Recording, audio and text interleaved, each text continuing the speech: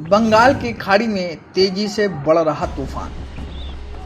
कहां और कब तबाही मचाएगा तूफान मोता? कहां कहां दिखेगा असर और कितना होगा खतरनाक?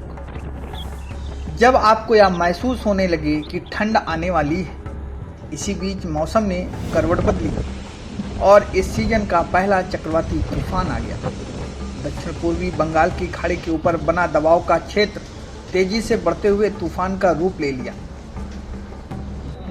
जिसे मौसम विभाग ने मोथा का नाम दिया। बताया जा रहा है कि यह तूफान पूरी तरह से तटीय क्षेत्रों में सक्रिय है, जिसे मौसम विभाग ने मोथा का नाम दिया। बताया जा रहा है कि यह तूफान पूरी तरह से तटीय क्षेत्रों में सक्रिय है, जिसके चलते आंध्र प्रदेश, पश्चिम बंगाल, तमिलनाडु और उड़ीसा में इसका असर देखने को मिल रहा है। तूफान आंध्र प्रदेश के काकीनाडा तट से टकराया, जिसमें लैंडफॉलिंग हुई।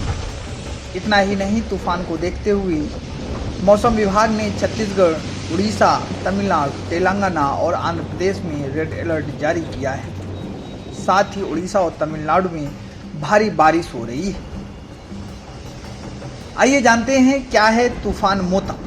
इस सीजन का पहला चक्रवाती तूफान मोथा बंगाल की खाड़ी में दबाव के चलते बना हुआ है। 80 से 100 किलोमीटर की रफ्तार की हवाओं के साथ तटीय राज्यों उड़ीसा और आंध्र प्रदेश से टकराया, जिसके बाद आंध्र प्रदेश और उड़ीसा में भारी बारिश के साथ भयावह मंजर देखने को मिला। साइक्लोन ट्रैकर वेबसाइट zoom.earth के मुताबिक यह तूफान 75 किलोमीटर की रफ्तार के साथ तेजी से बढ़ रहा है।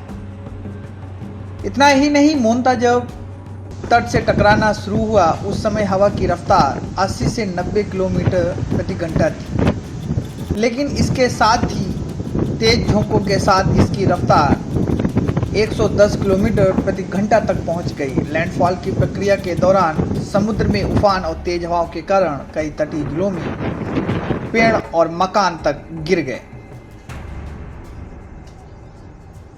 चक्रवात के असर से आंध्र प्रदेश में भारी तबाही हुई है। मुख्यमंत्री कार्यालय द्वारा जारी अनुमान के अनुसार 38,000 हेक्टेयर में खड़ी फसलें और 1.38 लाख हेक्टेयर में बागवानी फसलों को काफ़ी नुकसान हुआ है।